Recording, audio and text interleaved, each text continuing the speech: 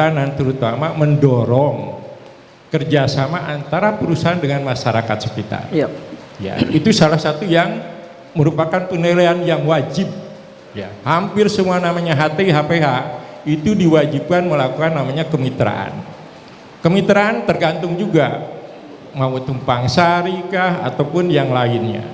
Kemudian kita juga sekarang ada namanya RKU multi usaha. Kalau dulu urusan kehutanan itu udah urusan kayu-kayu. Ya. Nah sekarang enggak, dengan RKU multi usaha perusahaan bisa mengajak masyarakat untuk memanfaatkan HHBK, hasil hutan bukan kayu, seperti rotan, getah pinus, ya, woka dan sebagainya. Itu sebetulnya yang kita coba ajak masyarakat supaya mereka tidak jadi penonton. Dan alhamdulillah waktu sekarang ini kan kami juga ada beberapa lahan yang ada tanaman pinusnya, itu yang bisa dilakukan kerjasama dengan masyarakat. Ada juga rotan, dan itu pun kita tampung, kita bantu untuk pengurusan dokumennya, karena supaya legalitasnya jelas, PNBP-nya jelas. Kalau dulu kan orang istilahnya yang penting ambil, sehingga pada saat ada masalah di jalan, ya kasihan juga mereka akhirnya. Nah dengan adanya kita bantu dengan ada regulasi dari pemerintah, mulai namanya sertifikasi dan sebagainya, mereka pun bisa berusaha dengan tenang. Nah jadi itu yang tadi saya sampaikan, bahwa tata ruang kita tidak murni akan kita tanam, akan kita buka, enggak. Jadi ada tanaman sekitar kurang lebih 30.000, kalau tadi saya sampaikan, kita dari 2013 sampai sekarang, kita udah nanam sebenarnya 15.000 hektar. Ya, udah menanam 15.000 hektar, masih kurang sebetulnya. Karena apa? Namanya tanaman ini kan memang ada fluktuatif potensi, ya, bisa tinggi bisa rendah, karena itu banyak faktor, jenis tanamannya, tempat tumbuhnya dan sebagainya, sehingga kami cari amannya supaya bahwa potensi yang ada, kayu yang kita tanam, kita kembangkan itu bisa menyuplai kebutuhan pabrik. Nah sebagai informasi juga bahwa pabrik kami, ya Gorontalo Panel Lestari, punya kapasitas sekitar produksi wood pellet 20.000 per bulan. Jadi kalau setahun sekitar 240.000 ton per tahun. Ya, itu bahan bakunya mungkin sebagai informasi juga itu hampir dikatakan 2 kali lipat dari produksi wood pellet. Ya, jadi kalau misalnya itu tadi 240.000 ton wood pellet, ya kami perlu bahan baku sekitar 400-an lebih lah, 436.000 ton wood pellet per tahun. Nah itu pun kami kelola dalam bentuk yang tadi saya bilang RKU. Setiap tahun kita setting rencananya mulai tahun ini sebetulnya kita akan coba menanam tanaman daur 5 tahun, ya, untuk mencukupi kebutuhan suplai bahan baku untuk industri Gorontalo Panel Lestari tersebut. Nah ini yang salah satu tantangannya, bahwa itu pun belum mudah, ya, karena lahan-lahan yang ada pun memang sebagian masih, anggaplah saya bilang, masih dikuasai masyarakat. Makanya kami pun tidak menerapkan pola yang sifatnya represif, karena bagaimanapun juga itu kan udah masa lalu. Kita coba tetap merangkul masyarakat supaya bisa bekerja atau berkolaborasi dengan perusahaan. Dan alhamdulillah sebenarnya seberapa kelompok tani sudah melakukan kerjasama dengan kita. Alhamdulillah juga Pemda Gorontalo Utara sudah betul mendukung, ya, Pak Bupatinya secara langsung, malah saya sendiri sudah mendatangkan MOU dengan Pemda untuk bisa memberdayakan masyarakat sekitar mulai pola-pola tumpang sari dan sebagainya. Itu aja sebagai pembuka. Terima kasih. Assalamualaikum warahmatullahi wabarakatuh. Waalaikumsalam warahmatullahi wabarakatuh. Terima kasih Pak Wahyu atas penjelasannya. Tadi mungkin ada koreksi dari Pak Wahyu, ya, Pak Heru. Mungkin sebentar bisa dijawab. Barangkali juga bisa menjadi disinformasi kepada halayak. Jadi mungkin harus diluruskan. Ada beberapa pertanyaan yang menarik Pak Wahyu. Ini berkaitan dengan pertama soal tadi menyebutkan 20 ton per bulan. Apakah dengan kapasitas 20.000 ton per bulan, apakah dengan begitu perusahaan merasa rugi atau tidak? Kalau merasa rugi, apakah dalam hitungan jangka panjangnya cukup tidak untuk perusahaan Bapak? Baik, terima kasih ya. Sebenarnya kalau bicara industri, saya rasa nggak pernah ada yang namanya setahun, kalau industri besar setahun langsung lunas, langsung break even lah, itu biasa enggak ya. Kami pun punya perhitungan ya, bahwa dalam siklus satu tahun mungkin tidak istilahnya lebih lah ya. Kami pun udah hitung-hitungan mungkin sekitar 5 sampai 6 tahun sampai 7 tahun masih bisa itu baru mencapai break even ya. Karena itu juga yang tadi saya sampaikan. Kalau namanya bisnis sate itu ada risiko-risiko yang harus dihadapi. Kita mengelola istilah makhluk hidup, tanaman itu makhluk hidup. Ya. Seperti manusia, bisa besar, bisa kecil.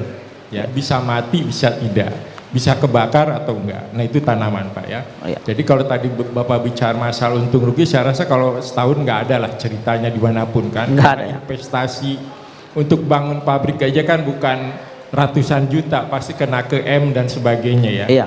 Belum lagi kami sendiri mungkin investasi di HTI-nya sih, infrastruktur jalan dan sebagainya itu juga saya rasa udah cukup besar selama 2013 sampai ke sini.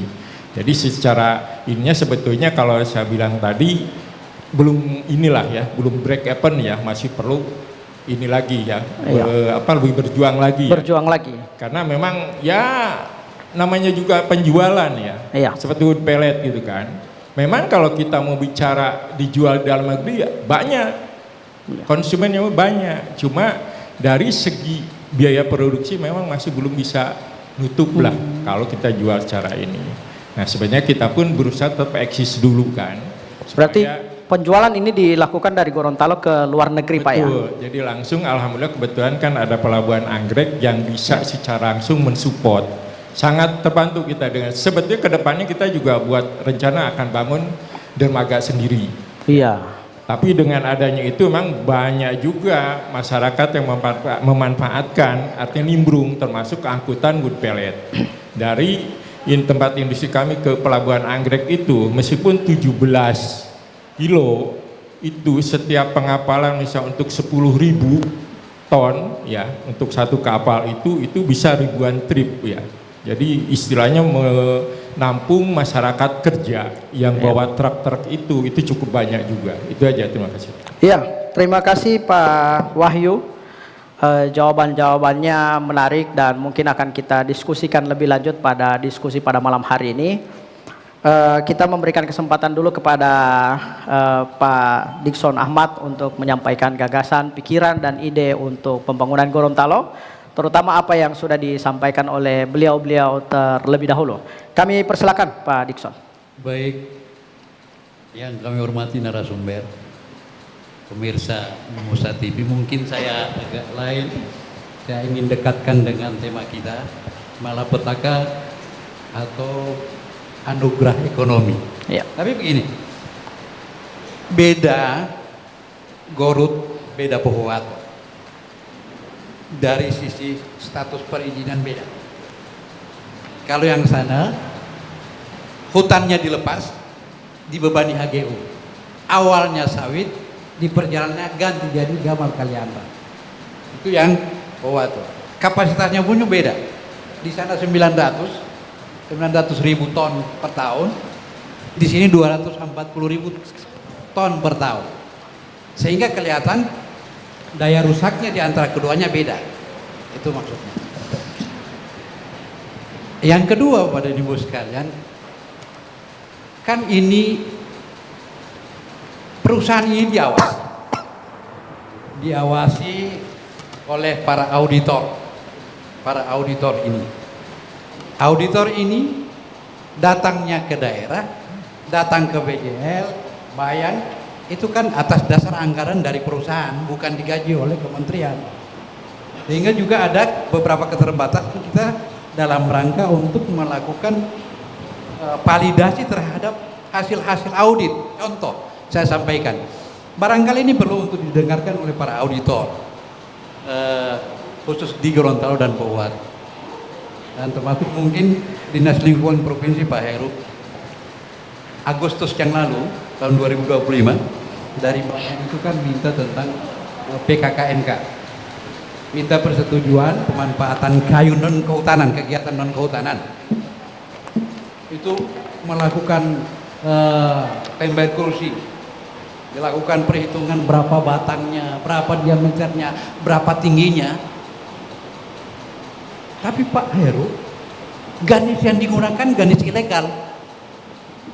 Coba dicatat supaya jelas bahwa kadangkala kejahatan korporasi itu jalan di 3 hal: pertambangan, kemudian kehutanan, dan kelautan.